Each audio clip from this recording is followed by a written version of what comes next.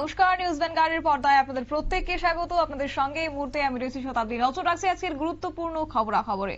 25 বছর পর বন্ধ হয়ে গেল নাগাল্যান্ডের দ্বিতীয় ইংরেজি দৈনন্দিন নাগাল্যান্ড পেজ এবং আর্থিক অনটনের কারণেই পত্রিকা বন্ধ করে দিতে বাধ্য হয়েছে কর্তৃপক্ষ, যে সূত্রের খবর। তবে পত্রিকা শেষ সংস্করণ প্রকাশিত হয়েছে গত 21 ডিসেম্বর।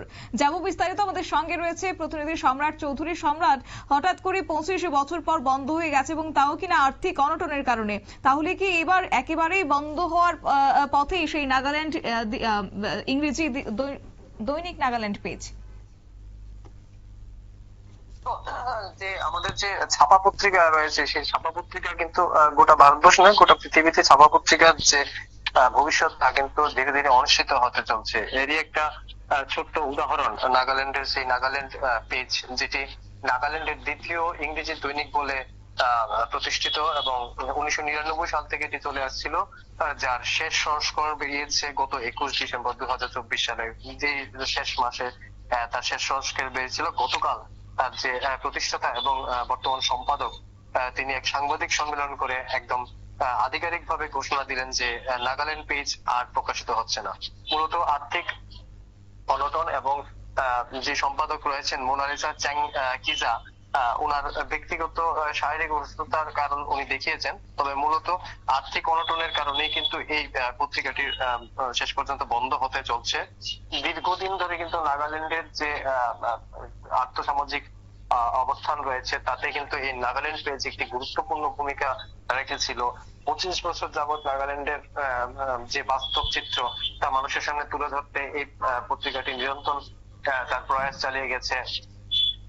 গতকাল সম্পাদক যে সাংবাদিক সম্মেলন করেছেন তাতে তিনি তার যে দল রয়েছে 1999 সাল থেকে এই যাবৎ পর্যন্ত যে দলটি তার জন্য এই পত্রিকার সংবাদপত্রের জন্য কাজ করেছে তাকে ধন্যবাদ জানিয়েছেন এবং এই যে শেষ পর্যন্ত পত্রিকাটি বাধ্য হয়ে বন্ধ করে দেওয়া তার জন্য দুঃখ প্রকাশ করেছেন।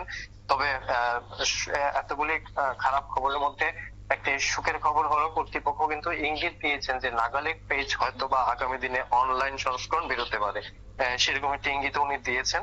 তবে ট্রেনিটি কবে নাগাদ বেরোবে, আদৌ বেরোবে কিনা এই বিষয়ে এখনো নিশ্চিত ভাবে কিন্তু নাগাল্যান্ড পেজ কর্তৃপক্ষের তরফে এখনো কোনো আধিকারিক ভাবে কোনো বক্তব্য পেশ করা হয়নি। তবে নিঃসন্দেহে নাগাল্যান্ড পেজের মতো একটি পত্রিকা, যা শুধু নাগাল্যান্ড নয় উত্তর পূর্ব ভারতকে গোটা ভারতবর্ষের সামনে তুলে ধরার জন্য একটি খুবই শক্তিশালী একটি প্রতিষ্ঠান ছিল, তার বন্ধ হয়ে যাবে নিঃসন্দেহে শুধু একটি পত্রিকা বা তার সঙ্গে সংশ্লিষ্ট যারা রয়েছেন সাংবাদিক অসাংবাদিক কর্মচারী তাদেরই ভবিষ্যৎ অনিশ্চিত হয়ে যাওয়াই নয়, গোটা নাগাল্যান্ড এবং উত্তর পূর্বাঞ্চল বাসীর জন্য কিন্তু এটি একটি দুঃখের খবর।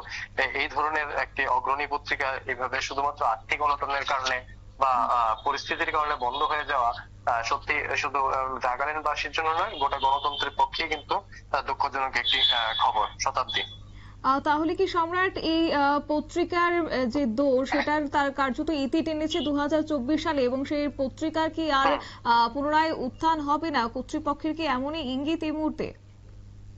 না দেখো, নাগাল্যান্ড পেজের যে তোমার ছাপা পত্রিকার ছাপা সংস্করণ রয়েছে পত্রিকা হিসেবে, সেটা হয়তো আর কোনোদিনই বেরোবে না, এই বিষয়ে কিন্তু কর্তৃপক্ষ ইতিমধ্যে নিশ্চিত করে দিয়েছে। তবে ওই যেটা বললাম তোমাকে যে নাগাল্যান্ড পেজ কর্তৃপক্ষ কিন্তু ইতিমধ্যে ইঙ্গিত দিয়েছেন যে এই সংবাদ মাধ্যমটির যে অনলাইন সংস্করণ বেরোবে। দেখো ইদানিং সম্প্রতিকালে কিন্তু অনেক মানে সংবাদপত্র ছাপা সংবাদপত্র কর্তৃপক্ষ কিন্তু নিজেদের যে পরিবেশনা তা কিন্তু ছাপা সংস্করণ থেকে সরে গিয়ে আস্তে আস্তে ধীরে ধীরে কিন্তু তোমার অনলাইন সংস্করণের দিকে চলে যাচ্ছে এবং আগামী দিনে হয়তো অনেক কাগজই কিন্তু ইতিমধ্যে ইঙ্গিত দিতে শুরু করেছে যে তারা আগামী দিনে ছাপা সংস্করণ বন্ধ করে অনলাইন সংস্করণের দিকে এগোবে। অনলাইন সংস্করণ তুলনামূলক ভাবে অনেকটা কম, মানে ব্যয়বহুল, অতটা ব্যয়বহুল না যত ছাপা পত্রিকা ব্যয়বহুল হয়ে থাকে। কিন্তু অনলাইন সংস্করণ, তাছাড়া অনলাইন সংস্করণে আরেকটি গুরুত্বপূর্ণ বিষয় হচ্ছে এবং সহজ বিষয় হচ্ছে এটি খুব সহজে সাধারণ মানুষের মধ্যে পৌঁছে যেতে পারে বিনা খরচায়। তো এই বিষয়টিকে সামনে রেখে হয়তো নাগাল্যান্ড পেজ হয়তো আগামী দিনে থাকবে। তার যে যে সাহসিকতা এবং সাংবাদিকতা, সেই সাংবাদিকতা হয়তো একটি অন্য সংস্করণ হয়তো পাওয়া যাবে, কিন্তু নাগাল্যান্ড পেজ ছাপা পত্রিকা হয়তো আর আগামী দিনে বেরোচ্ছে না সেটা নিশ্চিত। অনলাইন সংস্করণ বেরোলে কিন্তু, তবে অনলাইন সংস্করণ বেরোলে সেটা তুলনামূলকভাবে অনেকটা ভালোই হবে বলা যায়, কারণ আজকাল অনলাইন সংস্করণের দিকে যারা গ্রাহক বা পাঠক রয়েছেন তারাও কিন্তু অনলাইন সংস্করণের দিকেই কিন্তু বেশি ঝুঁকছেন। তাদের কাছে মোবাইলে সমস্ত পত্রিকা এবং খবর তাছাড়া বিভিন্ন রকম বিশ্লেষণ পড়ে নেওয়া যায়, সময় অসময়ে এগুলি পড়া যায়, নিজের মতো করে পড়া যায়। এই বিষয়গুলো কিন্তু এখন পাঠকদেরও রুচি বদল হচ্ছে। তো সব মিলিয়ে যদি নাগাল্যান্ড পত্রিকার অনলাইন সংস্করণ বা ছাপা সংস্করণ বন্ধ হয়ে যদি অনলাইন সংস্করণ বের হয়, তাহলে কিন্তু এই দুঃখজনক খবরটির পরে কিন্তু আমাদের জন্য মানে সংবাদপত্র জগতের জন্য একটি বড় রকমের মতো সুখকর খবরও কিন্তু আসছে। সম্রাট, শতাব্দী। সম্রাট, যেহেতু অনলাইন সংস্করণ হচ্ছে এবং পাঠকদের জন্য সেটা একেবারে সুবিধাজনক হবে সেটা আর বলার অপেক্ষা রাখে না, যেহেতু বর্তমান সময় দাঁড়িয়ে। কিন্তু সেই জায়গা থেকে এই যে দীর্ঘ বছরের পথ চলা এবং আমরা যতটুকু খবর পেয়েছি যে সেটার প্রথম থেকে কিন্তু সেভাবে শক্তিশালী ভাবে আর্থিক অবস্থানে ছিল না, যার কারণে আজকে এই আর্থিক অনটনের জেরে তাদের এবার বন্ধ করতে হয়েছে। এবং যারা এই কাজের সঙ্গে যুক্ত ছিল, এই 25 বছর দীর্ঘ পথ চলার সঙ্গে যুক্ত ছিল, তাদেরকে এবার কর্মছুট হতে চলেছে, সেই আশঙ্কাটাকে এবার দেখা মিলছে যারা সদস্যরা ছিলেন বা এই পত্রিকার সঙ্গে যুক্ত ছিলেন।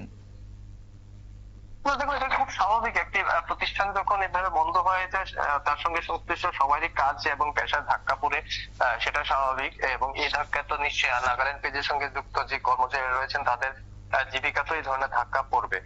তবে ছাপা সংস্করণ বন্ধ হয়ে যদি অনলাইন সংস্করণ চালু হতে পারে, সেক্ষেত্রে কিন্তু অনেকটাই ধাক্কা মানে পুষিয়ে নেওয়া যাবে। যারা রয়েছেন সংশ্লিষ্ট, যারা সাংবাদিক ও সাংবাদিকরা রয়েছেন, এটা একটা হতে পারে আসার বিষয়। কিন্তু তবে বর্তমানে কিন্তু অনেক সংবাদপত্র কিন্তু এইভাবে অনলাইন সংস্করণের দিকে যাচ্ছে, ছাপা সংস্করণ বন্ধ করে দিতে যাচ্ছে। আর যে বিষয়টি হচ্ছে আর্থিক অনটন, সম্পাদক মোনালিসা কিন্তু গতকাল যে সাংবাদিক সম্মেলন তাতে কিন্তু স্পষ্টভাবে স্বীকার করেছেন যে নাগাল্যান্ড পেজ তার শুরু থেকে 1999 সালে এরকমই জানুয়ারি মাসে শুরু হয়েছিল নাগাল্যান্ড পেজ। তো সেই সময় থেকে কিন্তু নাগাল্যান্ড পেজ বিভিন্ন রকম আর্থিক অনটনের মধ্যে দিয়ে কিন্তু এই 25 বছর তার যে লড়াই সংগ্রাম চালিয়ে এসেছে এবং শেষ পর্যন্ত হয়তো সংস্করণ বন্ধ করতে বাধ্য হলো। আর আরেকটা বিষয় হচ্ছে নাগাল্যান্ড বা উত্তর পূর্বাঞ্চলে যে আমাদের রাজ্যগুলি রয়েছে, ত্রিপুরাতেও কিন্তু সংবাদপত্র জগতের একই সমস্যা রয়েছে।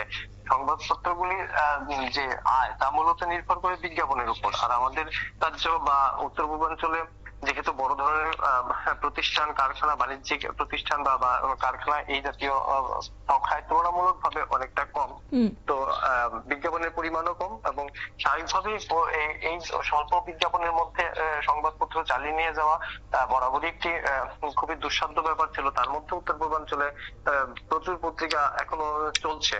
আর তাছাড়া দেখো, বিজ্ঞাপনেরও কিন্তু ধরন সম্প্রতিকালে বদলে যাচ্ছে। তো বিজ্ঞাপনের ধরন বা পাঠকের রুচি বদলের সঙ্গে সঙ্গে কিন্তু এই যে গণমাধ্যমগুলির স্বরূপ পরিবর্তন, সেটা একটা স্বাভাবিক প্রক্রিয়া।